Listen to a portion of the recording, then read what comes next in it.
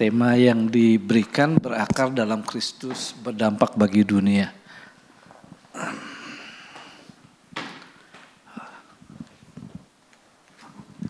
Kelihatannya enggak susah. Ya. Dan ayatnya cuma satu. Kalau kita ngelihat pohon di atas, akar itu memang seperti itu. Ya, mungkin teman-teman pasti tahu lah ya. Yang paling gampang lihat pohon toge aja gitu. Kasih di kacang hijau, dikasih taruh di tisu. Kemudian tisunya itu dibasahin, ntar berapa hari keluar tuh akarnya gitu ya. Tapi setelah itu kalau kita diemin mati. Kenapa? Nggak ada makanannya dia.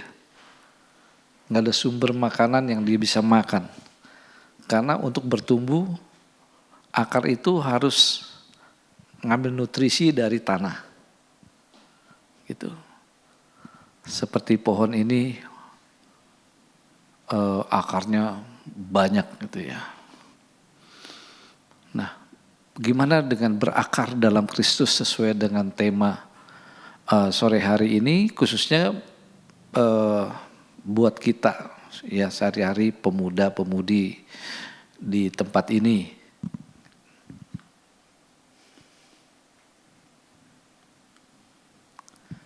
Ayat yang kita ambil hanya satu ayat aja ya. Kolose 2 ayat 6-7. Demikian firman Tuhan, sebab kamu telah menerima Kristus Yesus, Tuhan kita, maka hiduplah di dalam Dia, berakar di dalam Dia, dan dibangun di atas Dia. Bertambah teguh dalam iman yang telah diajarkan kepadamu, dan hatimu melimpah dengan syukur. Gitu. Dari ayat ini, 2 ayat, bukan 1 ayat, tapi 2, satu kesatuan. Saya bedain warnanya karena itu adalah poinnya. Gitu. Di dalam 2 ayat ini,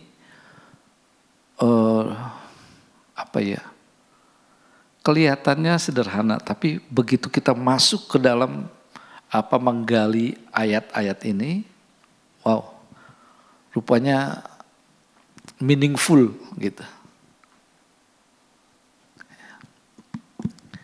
Kita akan awali dengan kata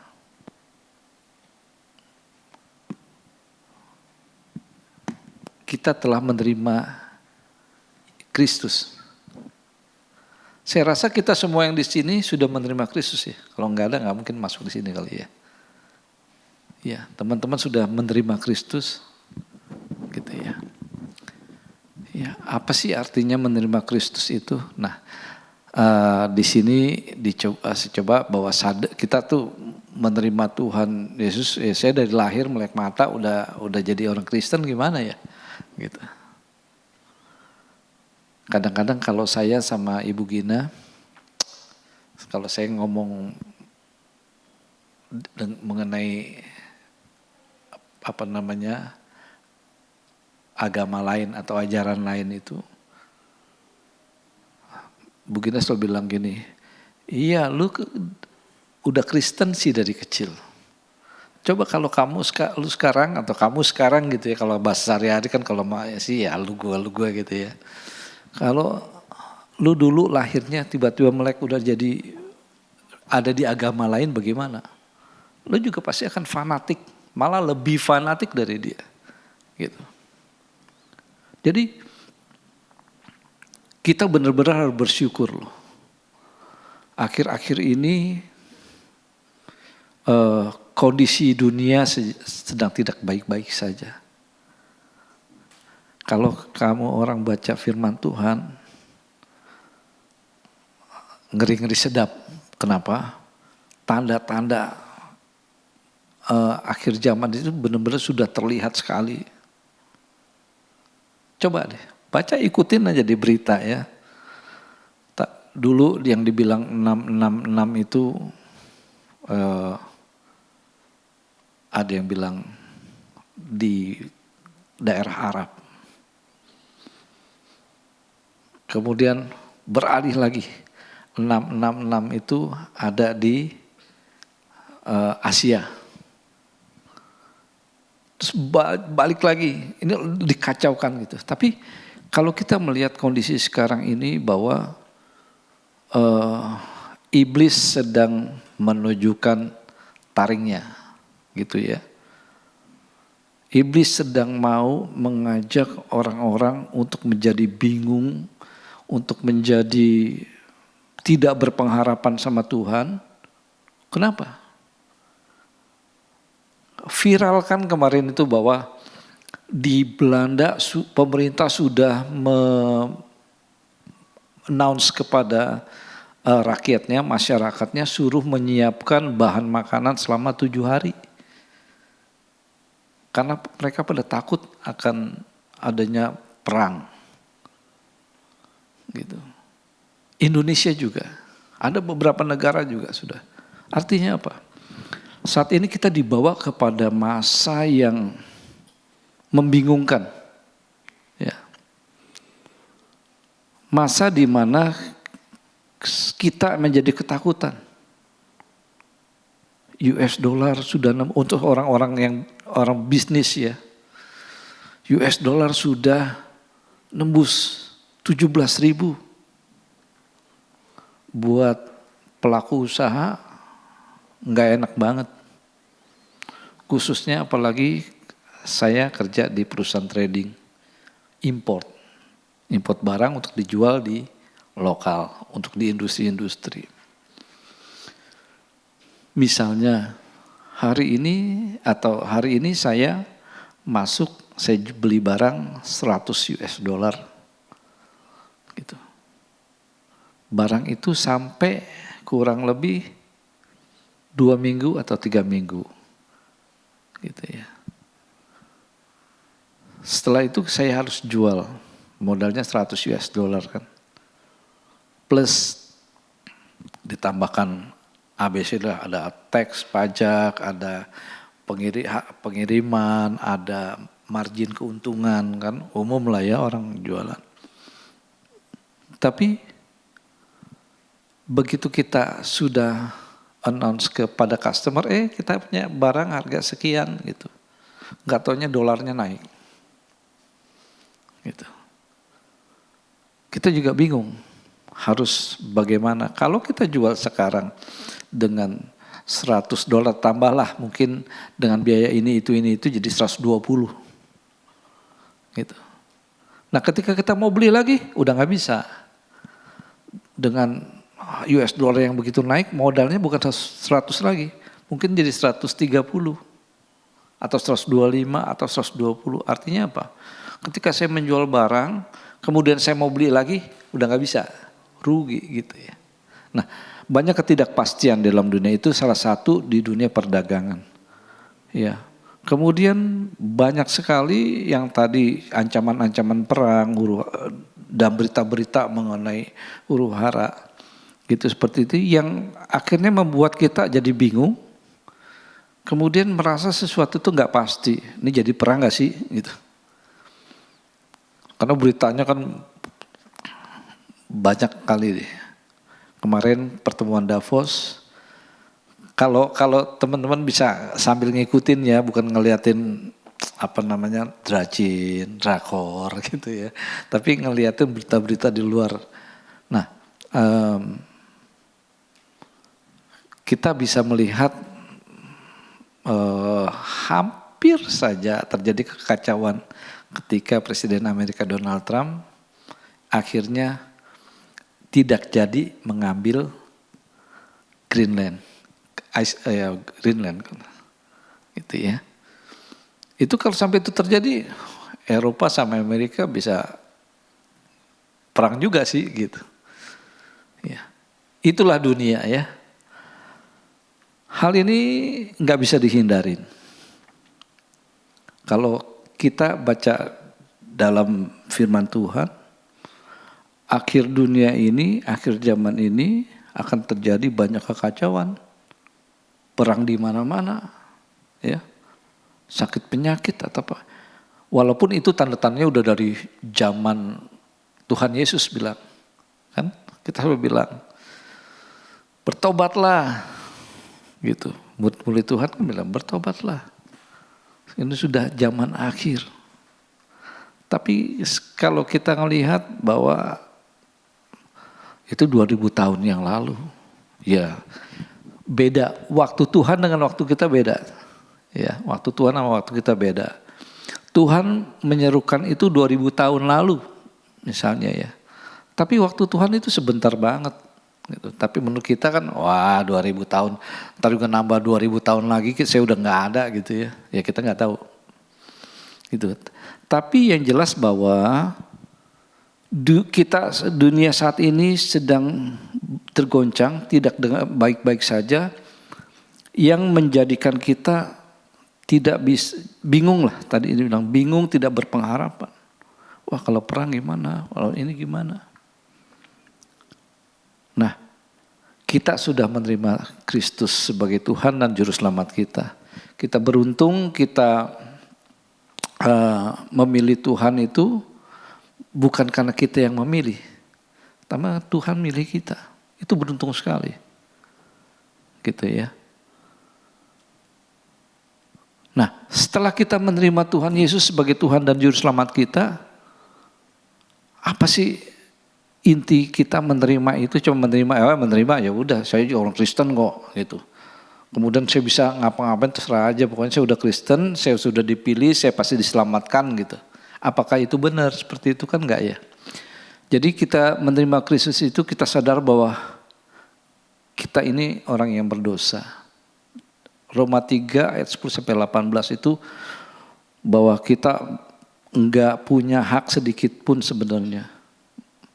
Dan kita menjadi benar-benar orang berdosa yang yang seharusnya mati. Tapi karena kebaikan Tuhan kita dipilih. Jadi sebagai akibat dari dosa itu manusia pantas menerima murka dan penghakiman Tuhan. Justru saya pikir kita mesti bersyukur sekali Tuhan memilih kita ya. Walaupun itu kan saya udah dengar mungkin bukan 10-100 kali, udah ribuan kali gitu. Tapi karena ribuan kali itu kita benar-benar diingatkan sama Tuhan bahwa kita itu orang yang gak layak gitu. Ya, yang harusnya mati. Tapi karena kasih Tuhan dia menyelamatkan kita. Kita percaya dan beriman kepada Yesus. Ya, tidak seperti disampaikan tidak seorang pun bisa diselamatkan. Tidak yang dapat diampuni gitu. Yohanes 3 ayat 16 bahwa kita memiliki Yesus sebagai Tuhan dan Juru Selamat kita, ya kita beruntung. Menerima Kristus juga berarti membuka hati mengundang Yesus untuk tetap tinggal di hidup kita ya. Gimana sih? Gitu. Ada pujian, saya pas lagi coba tulis ini, dengar pujian. Ku buka hati untuk Roh-Mu Tuhan. Nah, apakah kita perlu buka hati? Ya, banyak orang yang gak mau buka hati untuk Tuhan masuk ke dalam hidup kita. Gitu. Terus kita juga menerima Kristus, kita sadar bahwa kita harus berbalik dari dosa. Ya, dosa itu banyak, nggak hanya mencuri, gitu, yang kelihatan mata, tapi bagaimana kita memiliki dosa yang hanya kita yang tahu, gitu ya. Bertobat. Roma 5 ayat 8 mengatakan Yesus membayar harga yang tadinya harus kita bayar. Sehingga kita sekarang tidak perlu membayarnya. Puji Tuhan. Gitu. Kita harus sadar sih sebenarnya ya, apalagi anak-anak muda. Saya suka ngedenger gitu dari teman-teman ya, dari anak ini. Yang kebaktian itu aja. Niko lagi. Vera lagi gitu. Tapi sadar gak sih kamu orang, kalau Tuhan izinin kamu ada di tempat ini hampir tiap hari di satu minggu itu. Gitu. Kadang-kadang saya suka ngiri loh. Kepingin ada di kebaktian di mana saja, mungkin bukan di tempat ini aja ya. Bisa ngedenger gitu. firman Tuhan setiap hari dari hamba-hamba Tuhan yang Tuhan izinin untuk menyampaikan firman gitu ya. Tapi nggak punya waktu. Ya tentunya karena kerja di luar, kalau kamu orang kerja di sini ya. Tapi bukan berarti satu jadi beban, tapi kita harus bersyukur. Kalau Tuhan tempatin kamu nggak satu kebetulan ya. Karena memang Tuhan mau nempatin kamu di sini. Kedepannya jadi apa nggak tahu. Nggak tahu. Tapi Tuhan yang pasti ya, Tuhan merencanakan sesuatu yang baik buat kamu orang. Terlebih yang selalu dengar firman Tuhan ya, disampaikan dalam berbagai macam versi mengenai kebaikan Tuhan gitu. Nggak gampang loh. Atau misalnya saya tadi bilang bersyukur gitu loh. Jadi nggak semua orang dapat kesempatan untuk mendengarkan firman Tuhan setiap waktu, setiap hari bahkan gitu ya.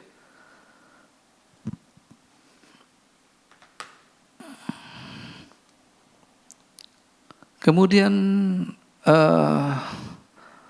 kita telah menerima Kristus, kita harus hidup di dalam Kristus. Gitu. Tadi 2 ayat tadi itu saya bilang intisari banget. Ya. Surat Kolose ditulis oleh Paulus yang kita baca ini salah satu dari kitab Kolose, ya, di mana pada saat itu Paulus mendapat berita jemaat di Kolose itu dimasukin oleh pengajaran-pengajaran yang luar ya, pengajaran di luar kekristenan gitu. Jadi tanggung jawab Paulus untuk menghadang ajaran palsu itu ya selalu satu intinya adalah ini Kolose surat Paulus yang menurut saya baik sekali. Dia benar-benar mengajarkan kekristenan luar biasa nih di sini. Kalau kamu sempat kamu baca deh. Baca pelan-pelan gitu ya. Bagus sekali. Menjelaskan mengenai kekristenan. Menjelaskan bagaimana hubungan kita dengan Tuhan. Dia jelaskan siapa itu Yesus. Wow, luar biasa. Ya, hidup di dalam Dia. Kalau orang kesurupan itu suka lihat orang ini terus dimasukin ke roh jahat gitu. Saya pernah ngelihat film rohnya ketuker. Jadi misalnya Kristo sama Sasa gitu. Begitu melek mata, rohnya Sasa ada di Kristo ada. Kamu ada di dalam dia, dia ada di dalam kamu. Tapi seperti itulah sebenarnya. Cuman film yang tadi itu cuman film ya. Nggak mungkin gitu. Nah, seperti itu artinya kita harus hidup di dalam Kristus. Supaya yang keluar itu yang powernya lebih besar. Kita apa Tuhan? Tuhan. Gitu. Nah, hidup di dalam Kristus itu harus berakar dan dibangun gitu. Nah, harus berakar kenapa?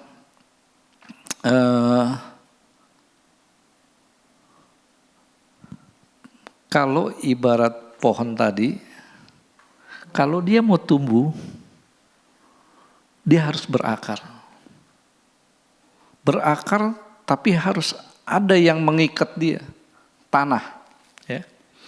Karena tanah itu banyak nutrisi, vitamin buat pohon itu untuk bisa bertumbuh. Gitu.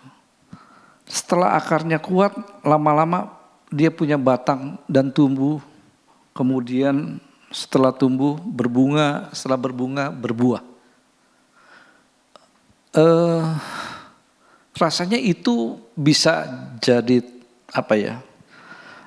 kita lihat sama seperti kita gitu. Iman kita ditanam di dalam tanah, di dalam Tuhan, di dalam kebenaran firman Tuhan, kemudian berakar. Harus berakar, karena nggak berakar nggak kuat. Contohnya, ya tadi deh, kecambah tadi lah, ya. Dia keluar akar keluar, tapi tidak tertanam. Kalau kita ngelihat semua tanaman, kalau kamu masukin di air, itu dia akan berakar. Gitu, keluar akarnya. Terus kalau kita gantung begitu aja mati. Dia harus tanam. Nah, firman Tuhan mengatakan kalau kita tertanam di tanah yang subur, dia akan menjadi tumbuhan yang bertumbuh sehat, berbunga, berbuah lebat. Gitu. Tapi ada juga kita sebagai biji yang jatuhnya bukan di tempat yang baik. Kalau kita di tempat yang baik, kita tertanam dalam Kristus, tumbuhnya baik. Tapi ada yang di jalan berbatu gitu ya. Nah, itu menggambarkan imannya. Jadi hidup kita harus berakar di dalam Kristus. Contohnya seperti tadi sudah kemudian dibangun. Bisa hidup, bisa. Buktinya pohon-pohon di hutan hidup tuh. Gitu. Tapi kalau mau yang baik harus dibangun. Dibeli pupuk ya, disiangin. Yang kalian lebih paham dari saya mungkin ya. Di Kalimantan saya kan banyak tanaman gitu. Saya suka tanaman tapi tidak suka memelihara. Kenapa? Kembali lagi waktunya. Jadi tinggal suruh orang di rumah, tolong kamu ganti tanah. Ini uangnya, beliin tanah Lembang, tanah yang subur gitu ya. Supaya mereka di tanah yang lama dikasih tanah yang bagus lagi.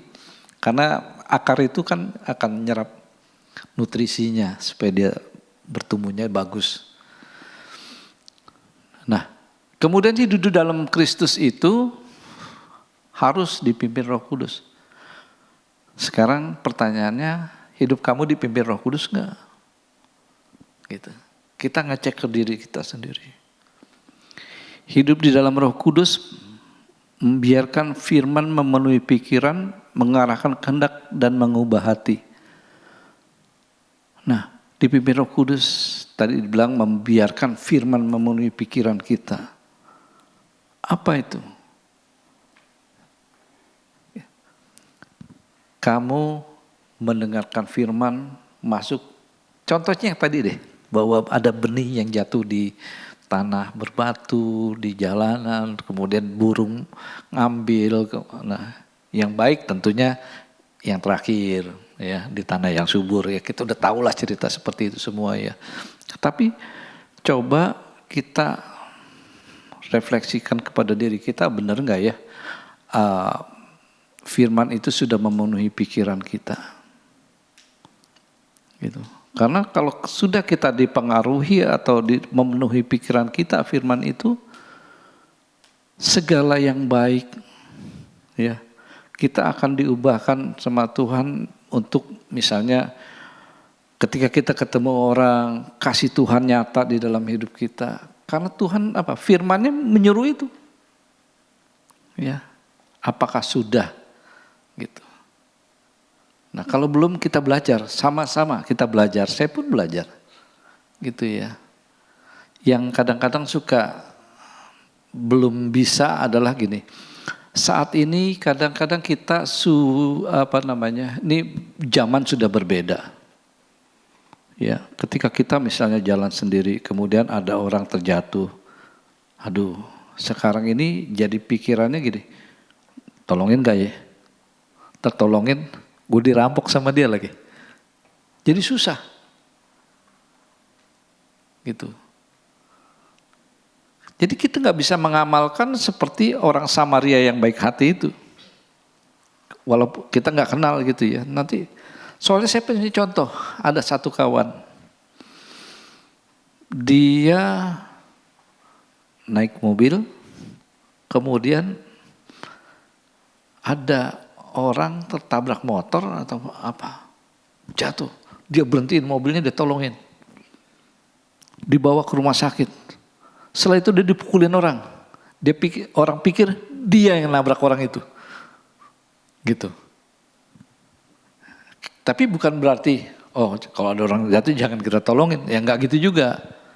Tuhan izinin itu terjadi mungkin juga untuk mengajarkan kepada orang itu gitu ya. Saya pernah bertanya kalau dalam kondisi itu, waktu itu bertanya sama Pak Bigman gini, tetap Tuhan mengajarkan kita harus berbuat baik. Tetap lakukan itu. Karena pikiran kita itu jadi dikacaukan oleh yang gak senang sama perbuatan baik kita. Gitu. Nah, jadi teman-teman itu ketika kita membiarkan firman memenuhi pikiran kita, supaya apa? Dari apa yang kita dapat dari firman itu kita kembalikan kepada keseharian kita, tingkah laku kita. Di mana aja deh. Di kampus kayak di tempat pekerjaan, di mana-mana. Gitu. Akhirnya kita harus mengalami perubahan. Gitu. Kalau firman ada, teman-teman masih muda mungkin masih perlu banyak belajar. Bukan berarti saya nggak boleh banyak belajar ya. Coba lihat dalam kehidupan kita. Misalnya berapa tahun ke belakang. Apakah ada perubahan di dalam hidup kita atau kita begitu-begitu aja. Saya masa muda saya orang yang kasar. Ya, saya kasar, saya orangnya emosian gitu. Saya merasakan perubahan setelah waktu Tuhan untuk memimpin atau merubah hidup saya gitu ya. Firman memenuhi, saya sering ikut ibadah-ibadah di luar hari Minggu. Kemudian memutuskan bahwa ya saya harus berubah. Terus buat apa kalau kita ke gereja tiap minggu kita nggak bisa berubah gitu. Dan itu harus kita kita punya semangat untuk itu. Untuk kita mau berubah ya. Membuang cara hidup lama kita dan mengenakan sifat-sifat baru. Belas kasihan, kerendahan hati, ya. Enggak harus banyak-banyak kita kadang-kadang gimana ngomongnya ya. Kita ngelihat harus membantu kalau ada pengemis misalnya ya. Tapi di batin satu lagi atau teman-teman yang lain bilang ngapain dibantu, di kampungnya dia kaya tuh katanya. Kan jadi susah ya. Tapi saya pikir biarlah kita melatih ya seperti Tuhan Yesus berbelas kasihan kepada semua orang, kita juga begitu. Toh yang kita kasih nggak bikin kita susah kok, gitu. Dan yang kita kasih juga nggak bikin orang itu kaya kok, gitu. Tapi kita kalau memang kita bisa menolong, kita menolong. Baiknya memang tepat sasaran, ya tepat sasaran. Saya selalu belajar ya di dalam perjalanan hidup. Kadang-kadang saya suka melihat ketika saat saya makan di tempat gitu ya. Saya keluar kota tugas kantor, jadi saya mesti makan sendirian gitu. Makan kan nggak mungkin masak, cari di luar, makan di luar. Di daerah-daerah, terus ada anak-anak itu ngelihat aja, cuman mereka ngelihat banyak orang keluar masuk rumah makan gitu ya. Nanti saya beliin, kasih dia, nih kamu pulang gitu, 1-2 bungkus gitu. Untuk melatih aja, bukan sok banyak duit enggak. Gitu untuk melatih saya harus menjadi berkat. Bahkan selalu berharap setiap hari saya boleh menjadi berkat buat berapa orang lah. Mungkin enggak banyak orang gitu. Tapi ketika saya ada satu sentuhan dari Roh Kudus ya. Beri. Kadang-kadang juga di kantong tinggal sekian ya. Gitu ya. Tapi itu kasih. Gitu. Belajar. Kita harus belajar. Kenapa? Saya bilangin buang waktu kita tiap hari Minggu, kita nggak usah bilang hari Selasa, Rabu, Kamis, cuma Sabtu seperti teman-teman di sini. Buang waktu ngapain kalau kita nggak berubah? Gitu. Ya orientasinya surgawi lah. Namanya juga orang Kristen kan gitu kan ya. Jadi memikirkan perkara yang di atas, bukan keinginan duniawi. Ini memang teori gitu. Tapi alangkah baiknya teori ini kita jadikan kenyataan. Ya. Keinginan daging, mata, keangkuhan hidup itu tantangan kita. Baru punya dikit uang, udah kerja misalnya kan. Kerja, punya jabatan, dipercaya sama kantor lah. Nggak usah tinggi-tinggi lah, manajer. Kemudian kita jadi ngecilin orang tua misalnya. Nih, gue udah pinter nih ya. Orang tua salah deket, kita bentak. Gitu. Itu kan keseharian. Kadang-kadang kita nggak sengaja loh. Karena merasa kita udah nggak butuh orang tua. Gaji udah cukup kok, mau ngapain lagi. Udah nggak berharap sama orang tua. Tapi apakah benar begitu? Nggak bisa. Tuhan nggak mau kita begitu. Ya, jadi apa yang kita terima, firman yang kita terima memenuhi pikiran kita, terus outputnya apa? Itu kita lawan tuh yang namanya keangkuhan, ya, kemudian keinginan daging. Yang paling susah kita lawan kan keinginan kita sendiri ini, gitu. Misalnya yang ngerokok, bukan dibilang nggak boleh ngerokok, tapi alangkah baiknya memang nggak usah ngerokok, karena merokok itu banyak apa ya, banyak jahat atau kesehatan kita terganggu karena rokok.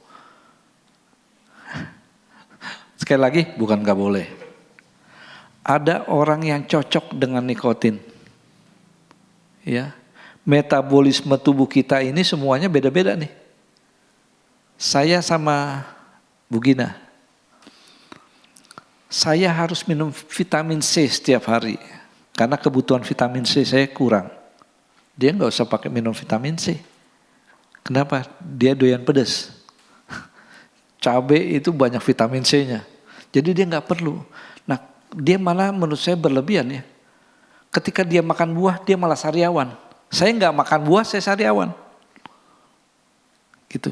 Jadi memang beda. Tuhan kasih metabolisme tubuh kita beda-beda. Ada yang cocok dengan rokok. Buktinya bisa sampai hidup sampai tua, masih aja ngerokok. Mungkin cocok buat metabolismenya dia. Tapi lebih banyak yang nggak cocok. Gitu. Kawan saya ada beberapa yang lewat ya karena rokok. Apa paru-parunya udah penuh. Udah sakit baru berhenti merokok gitu. Ya masih syukurlah masih bisa berhenti ya. Walaupun habis itu lewat. Karena setelah itu tahu kena kanker paru-paru gitu. Nah, jadi memang lebih baik semasa muda memilihlah, Tuhan kasih pilihan sama kamu kok. Mau atau enggak? Mau? Ya enggak apa-apa. Tapi nanti kalau ada apa-apa ya dinikmatin lah. Gitu. Lebih baik kan ya udahlah. Mending uangnya dipakai buat yang lain aja gitu ya. Bukan saya melarang rokok, sekali lagi enggak. Ada yang cocok. Bisa merokok sampai tua enggak kenapa-napa. Ya, kemudian hidup di dalam Kristus itu berpusat kepada Kristus. Yesus Kristus center kita, pusat kehidupan kita. Ya, bagaimana kita bisa menyenangkan hati Tuhan melewati apa yang ada di dalam diri kita, lewat pekerjaan kita, lewat pelayanan kita, lewat kebersamaan dengan teman-teman. Bagaimana saya bisa mempermuliakan nama Tuhan di mana Tuhan taruh saya.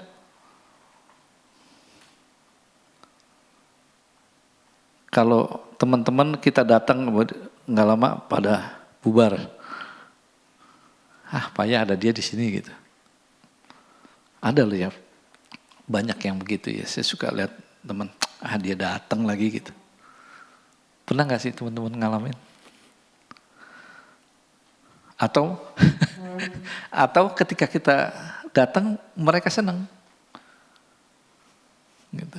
Ada satu nih, kalau teman saya nih,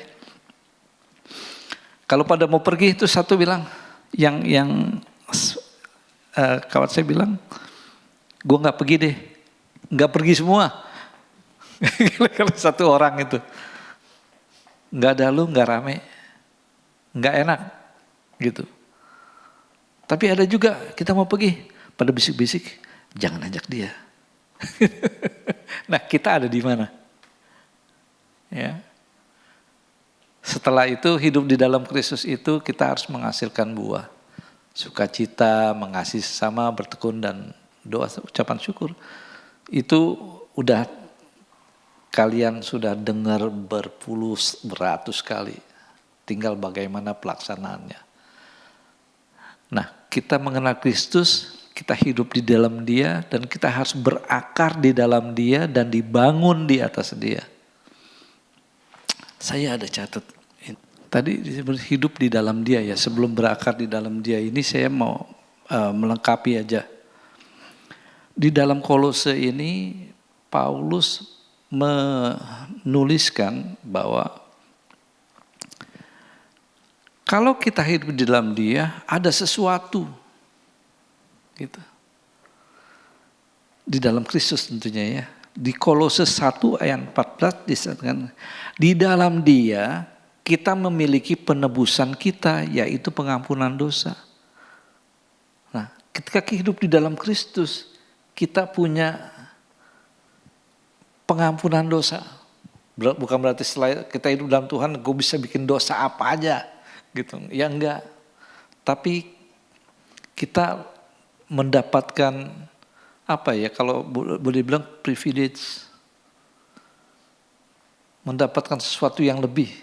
Satu adalah pengampunan dosa. Kedua, dalam Kolose 2 ayat 3, Paulus juga bilang ini, sebab di dalam Dialah tersembunyi segala harta hikmat dan pengetahuan. Harta, hikmat dan pengetahuan. Untuk itulah kita harus hidup di dalam Kristus. Kita akan milikin itu. Seperti kita masuk ke dalam rumah yang banyak barang-barang bagus, mahal-mahal. Ya. Terus kita disuruh masuk ke dalamnya.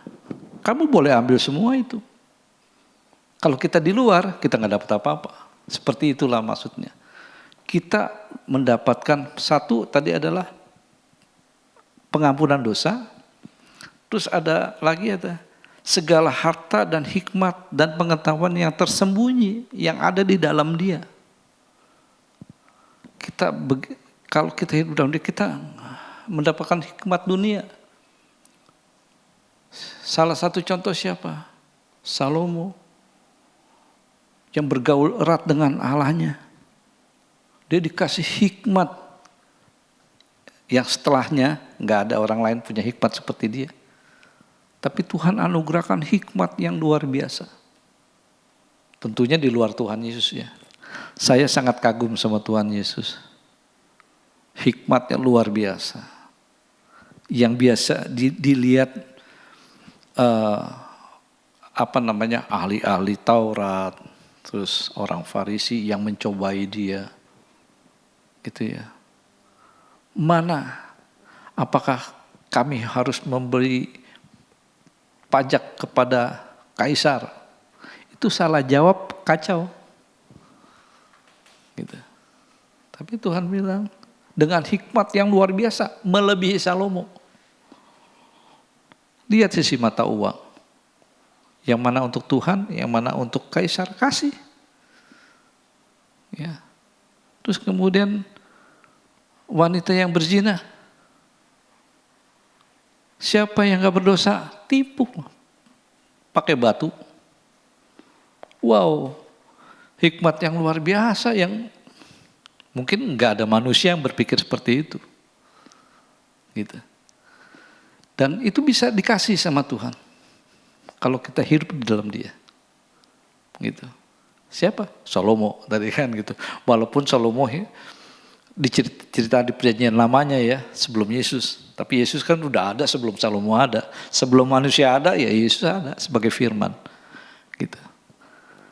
Terus ada lagi dalam Kolose 2 ayat 9 dikatakan, sebab dalam Dialah berdiam secara jasmani seluruh kepenuhan kealahan. Gitu. Sebab dalam Dialah berdiam secara jasmani seluruh kepenuhan kealahan. Tadi apa yang Tuhan izinkan mau diberikan kepada kita dengan kerelaan hatinya. Gitu. Nah, hiduplah di dalam Allah ya. Karena dalam Dialah banyak hal-hal yang bisa kita dapatkan yang tentunya membangun iman kita bisa bertumbuh, kita bisa menjadi berkat buat banyak orang. Oke. Nah, setelah itu berakar di dalam Dia dan dibangun di atas Dia. Ada pondasi internal, ada struktur eksternal ya. Sebagai pondasi internal adalah berakar dalam Kristus. Yaitu melambangkan kestabilan pertumbuhan ke dalam, berakar. Di mana orang percaya semakin bergantung pada Kristus dan firman-Nya seperti pohon yang tertanam dekat aliran air. Kalau pohon yang dekat aliran air pasti subur. Pasti subur. Gitu. Tapi ada juga pohon yang memang didesain sama Tuhan untuk jauh dari air. Gitu. Contohnya apa? Banyak pohon. Kalau kamu suka durian, itu salah satunya. Dia lebih suka pohon yang jarang banyak airnya. Gitu. Senang tempat yang panas. Kaktus, ya. Banyaklah, ada beberapa pohon yang memang didesain, tapi pada umumnya gitu. Pada umumnya pohon yang di dekat aliran sungai itu lebih subur dibandingkan yang lainnya. Ya. Mazmur 1 ayat 2 sampai 3b bilangnya begini. Jadilah seperti pohon yang ditanam di tepi aliran air yang menghasilkan buahnya pada musimnya dan yang daunnya tidak layu. Apa saja yang diperbuatnya berhasil, gitu ya. Kita juga udah dengerin di firman banyak kali lah. Ya, tapi ini adalah pondasi. Nah, kemudian struktur eksternalnya apa? Dibangun di atas Kristus. Melambangkan kehidupan yang dibangun di atas dasar yang kokoh, membuat seorang tidak mudah diombang-ambingkan oleh ajaran palsu atau badai kehidupan. Kemarin saya lewat Saksi Yehova punya gereja, memang nggak masuk dan nggak ada ibadah juga nggak dapat. Cuma saya lagi pikir gini, Saksi Yehova itu isinya orang-orang hebat. Iya, apa namanya, semangatnya gila-gilaan. Saya di Sydney, di pinggir jalan itu orang bagiin traktat Saksi Yehova. Wah, diceritain firman Tuhan. Dingin-dingin, musim dingin, pasangan-pasangan, berapa anak-anak muda. Wah, semangatnya luar biasa. Kamu nggak ada di pinggir jalan bacain, kasih traktat, terus apa namanya, membaca firman Tuhan di pinggir jalan, enggak. Mereka melakukan itu. Ya, sayang. Gitu. Sayang apa yang dia yakinin itu salah. Ya. Tapi saya ngeliat seandainya Tuhan berbelas kasih aja sama mereka, membuka mata rohaninya bahwa apa yang dia yakinin itu salah. Wah, dia jadi orang Kristen yang luar biasa. Gitu. Benar-benar militan banget. mau datang ke rumah-rumah gitu. Itu pengajaran yang salah. Nah sekarang bagaimana dengan kita yang pengajarannya yang kita klaim benar? Wih, reform lu gue. Apakah kita sudah melakukan hal-hal yang menyenangkan hati Tuhan dengan memberitakan firman? Gitu. Ya. Nah, untuk kita menjadi orang Kristen yang kokoh, ya, kita harus berakar dalam sama Tuhan. Kemudian juga seperti jangkar. Akar dengan jangkar kurang lebih hampir sama. Kalau akar dia mengikat kepada tanah dan batu-batu di dalam tanah itu, ya. Kalau jangkar itu dasar laut, dasar sungai atau dasar yang di sungai. Kalau sungai kan ombak, ya. Kalau laut, apalagi sekarang ini yang ombaknya, gitu. Nah, jangkar itu harus diturunin. Nanti makin ke bawah arus, dia makin nancep ke dasar. Nyantol di batu, di karang atau di apa. Ya. Fungsinya untuk itu. Makanya ketika kita sebagai murid Yesus, anak-anak muda Kristen yang berpegang pada kebenaran firman Tuhan, kita punya jangkar, kita punya akar yang kuat. Sekalipun angin meniup kencang atau ombak, tapi pegangannya itu loh. Pendeta Slamet dalam khotbah yang terakhir beliau di sini di hari Minggu disebutkan, dengan adanya jangkar itu bukan berarti tidak ada angin keras, tidak ada badai. Coba persamaannya begini. Bersama Tuhan gak pernah menjanjikan hidup kita baik-baik saja. Gitu. Tapi dalam tidak baik-baik saja itu Tuhan akan memegang kita. Demikianlah dengan jangkar, demikianlah dengan akar. Banyak cobaan sama kita, apa aja yang kalian hadapin. Saya, teman-teman, satu sama lain pasti punya persoalan yang berbeda. Ya, kita punya persoalan yang berbeda. Tapi kita harus punya jangkar yang sama. Dan iman kita yang berakar teguh kepada Tuhan yang sama, gitu ya. Jadi Tuhan mengizinkan itu, tapi Tuhan juga menjanjikan Dia akan menyertai kita. Gitu. Oke. Di Ibrani 6 ayat 19 menyatakan pengharapan itu adalah sauh yang kuat dan aman bagi jiwa kita yang telah dilabuhkan sampai ke belakang tabir. Itu juga dijelaskan Pendeta Slamet, kalau pingin tinggal cari rekamannya aja. Cukup baik khotbahnya buat kita belajar, gitu ya. Jadi kalau kita memikirkan masalah jasmani kita untuk kita tetap berpegang kepada Tuhan, tapi Tuhan lebih dari itu. Tuhan sayang sama jiwa kita, gitu ya. Oke, kemudian nextnya, teguh dalam iman. 1 Korintus 16 ayat 13 berkata, berjaga-jagalah, berdirilah teguh dengan teguh dalam iman. Bersikaplah sebagai laki-laki dan tetap kuat. Saya perempuan ini ya udah, itu buat firman buat lelaki. Ya enggak lah ya. Jadi Paulus mengingatkan, berjaga-jagalah. Ya.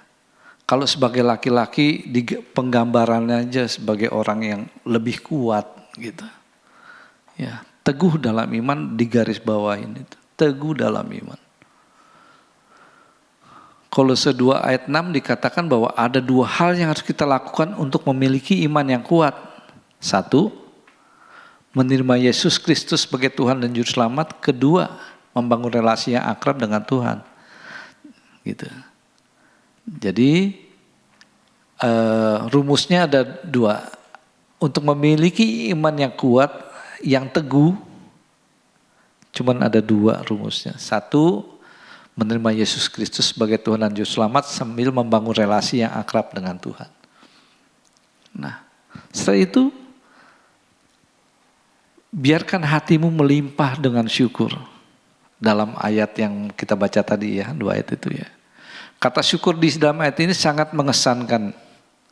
Ya. Karena teks aslinya dalam bahasa Yunani digunakan kata Eucharistia yang mengingatkan kita pada perjamuan kudus. Mengingatkan kita perjamuan kudus. Mengingatkan kebaikan Tuhan. Ya. Yang mau rela disalib untuk menebus dosa kita. Luar biasa. Syukur, melimpah dengan syukur. Melimpah dengan mengingat akan kebaikan-kebaikan Tuhan. Ya. Dalam perjamuan kudus kita mensyukuri pemberian terbesar dari Allah. Melalui Kristus yaitu anugerah. Ya, tanpa ada perjamuan kudus, tanpa ada salib, kita enggak dikasih anugerah. Menjadi anak-anak Tuhan, ya, yang tidak ditebus dosanya, ya, kita bersyukurlah, gitu ya. Anugerah ini melampaui semua pemberian lain di dalam hidup kita seperti apa? Harta. Kebanyakan kita akan berpikirkan mengenai kesenangan hidup kita aja, harta, rumah, apalagi jabatan, apalagi banyaklah. Ya itu sih manusiawi ya. Jadi artinya sekalipun kita tidak seberuntung orang lain dalam menikmati hal-hal tersebut, mungkin banyak orang dari kita ngelihat orang, wih kaya banget gitu ya, atau lebih dari kita apapun lah, gitu.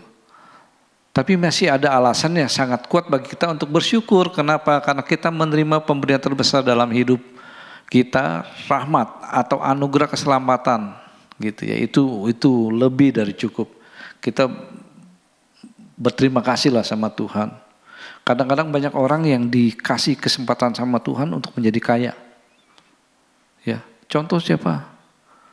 Pendirinya Apple siapa? Steve. Ya, Steve. Terus banyaklah, ada beberapa orang yang saya suka baca.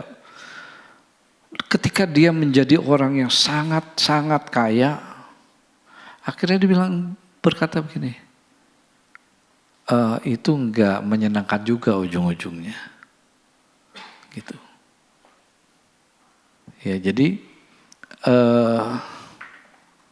akhirnya dia sadar bahwa bukan kekayaan yang menjadi nomor 1 di dalam hidupnya. Tadi saya juga sempat melihat sekilas di ada kiriman dari teman-teman yang saya sudah baca beberapa waktu yang lama. CEO-nya Lipo, Pak Riyadi, bapaknya Pak James Riyadi. Dia bilang, saya menjadi kaya, tapi begitu saya kenal Kristus, saya enggak ngelihat, mata saya enggak tertuju kekayaan lagi. Saya memikirkan sesuatu hal yang lebih penting daripada kekayaan itu. Ya, menyenangkan hati Tuhan. Ya. Nah, berakar dalam Kristus berdampak bagi dunia. Nah, setelah kita melihat atau dalam 2 ayat yang kita baca tadi, bagaimana kita harus hidup di dalam Kristus. Ya. Nah sekarang kita bagaimana kita boleh berdampak bagi dunia. Setelah kita melewati hal yang mengenai kita bagaimana kita hidup di dalam Kristus, berakar dalam Dia. Sekarang kita harus berdampak bagi dunia. Dunia jangan kamu pikir satu dunia gede loh ya. Dunia kita yang kecil aja deh. Dunia kita yang kecil aja. Apakah hidup kamu sudah menjadi saluran berkat buat teman-teman kamu, buat orang tua kamu, gitu. Hidup kita bisa nggak jadi terang? Gimana respon syukur kita dan ketaatan kita sama Tuhan? Terus apa yang kita telah buat baik, hal kecil maupun hal yang menurut kita spektakuler. Terus bagaimana kita menceritakan kebaikan Tuhan, baik perkataan maupun perbuatan. Mungkin kalau saya melihat baiknya adalah kesaksian hidup yang tidak tanda kutip kristenisasi. Tapi bagaimana hidup kita bisa dibaca sama orang lain sebagai murid Kristus. Bukan kita yang menilai, tapi orang lain yang menilai. Enggak harus gimana ya, kalau ngasih donasi besar ke orang, enggak. Kita ngeliat teman susah aja, ya, kita share sama dia dalam hal kita boleh berbagi cerita sama dia. Kalau ada teman sedih, itu menjadi berkat. Ya, menceritakan Tuhan baik. Saya kadang-kadang sama teman-teman yang di luar Kristen gitu ya. Kalian ngomong, kalau dalam agama saya bilang, saya ceritakan. Tapi itu dalam agama saya. Saya nggak bilang dalam agama kamu gitu ya. Nih loh, saya harus berbuat baik karena saya disuruh. Kita harus begitu. Nih, kadang suka teman, Om, kok begitu sih? Nggak apa-apa, saya disuruh. Agama saya menyuruh itu. Gitu. Supaya apa yang kita ceritakan itu punya dampak bagi orang. Oh, Kristen itu seperti itu ya. Nah, gimana hidup kamu bisa berdampak sama orang lah. Minta pimpinan Tuhan pastinya ya. Nah, salah 5 ini nih. Kalian kenal semua. Gitu ya. Kalau boleh ada salah 10, salah 12, saya taruh foto Pak Bigman di sana. Karena salah satu yang memiliki dampak baik buat dunia. Bukan dunia yang tadi saya bilang, ke luar negeri enggak. Di dunia lingkungan kita, di Ngabang sana, Nun jauh di sana. Ketika beliau ngapain buka sekolah di sana. Tapi dia tahu visi yang Tuhan kasih di dalam beliau. Gitu, mengasihi sesama. Bagaimana hidupnya bisa berdampak buat banyak orang. Gitu. Saya surprise ketika beliau meninggal. Ucapannya, wah, bunga-bunganya dari organisasi yang beliau pernah layanin. Wow. Nah, saya mengajak kita semua untuk mengkoreksi diri, encourage, ya, mencoba menanyakan kepada diri sendiri. Hidup yang telah Tuhan kasih kepada kita, bagaimana kita menerima kebaikan Tuhan, akan bertransformasi menjadi kehidupan yang berbuah, yang membagikan kasih dan dampak positif di lingkungannya. Apakah hidup kita sudah berdampak? Enggak usah jauh-jauh, di tempat kita tinggal, di dalam keluarga kita. Bagaimana hidup kita boleh menjadi berkat buat teman-teman yang paling dekat lah. Jangan sampai kita datang kemudian mereka yang pergi, jangan cabut. Dia datang. Ya. Tapi bagaimana hidup kita berdampak.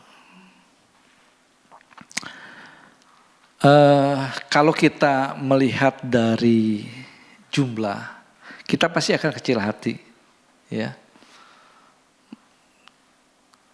Yuk kita punya semangat. kita jadi orang-orang yang berdampak buat sekeliling kita. Bagaimana kita mau mengajak teman, ya, mengundang teman. Kembali lagi, orang ngelihat kita, dia ngundang, males . Dia mah cuman kalau di gereja doang baiknya, gitu, ya. Nah, bagaimana hidup kita berdampak? Kalau belum, datang sama Tuhan, minta Tuhan supaya kita boleh hidup sesuai dengan apa yang Dia mau, gitu ya. Kadang-kadang ini teori, tapi sebenarnya kalau kita renungin enggak loh. Benar, saya mau ngajak teman-teman sekarang ini begini, kita itu beruntung loh Tuhan pakai menjadi alat Tuhan, melayani Tuhan gitu. Ya, jangan cuman gue pelayanan udah tunjuk nih, nggak ada orang, tapi enggak. Bagaimana kita benar-benar sadar lah. Ayo jangan colek-colekan, tonjok-tonjokannya gitu, lucu gitu kan. Ya, tapi gimana? Saya selalu berdoa semoga teman-teman ya yang ada ya anak-anak muda di GRI bisa menjadi berkat. Kenapa? Karena kamu ini loh, punya tanggung jawab sama Tuhan gitu. Tuhan, saya ditaruh di GRI ini buat ngapain sih? Cuman hari Sabtu datang capek-capek aja dari Bintaro, ya enggak? Gitu. Tuhan mau ngapain sih sama hidup saya? Tapi Tuhan mau ngasih kamu tanggung jawab loh. Saya mau taruh kamu di sana supaya kamu bisa menjadi alat Tuhan. Menjangkau banyak jiwa. Gak gampang ngomongnya doang yang gampang. Gak gampang. Tapi juga gak susah kalau Tuhan mau.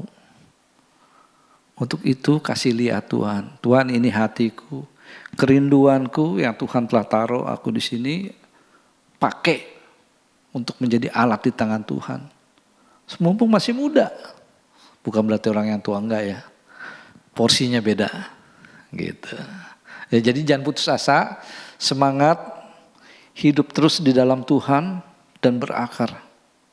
Ya, berakar bukan cuma berakar begitu aja, tapi dengan punya akar yang baik, dengan menyerap nutrisi yang baik, yaitu firman Tuhan yang dibagikan baik dari hamba Tuhan, orang-orang di sekitar kita. Supaya apa? Pertumbuhan iman kamu bagus ke atas. Pohon yang tumbuh baik dia akan berbunga. Setelah berbunga berbuah. Buahnya bisa dinikmatin oleh banyak orang. Tuhan bilang, kalau pohon yang berbuah tapi tidak baik, nanti akan pada saatnya digunting sama Tuhan, dipotong, dibakar gitu. Nah, tinggal bagaimana kita mau memberikan hidup kita, diri kita untuk Tuhan selalu suburkan akar kita supaya kita boleh bertumbuh demi hormat dan kemuliaan nama Tuhan. Amin. Yuk kita berdoa.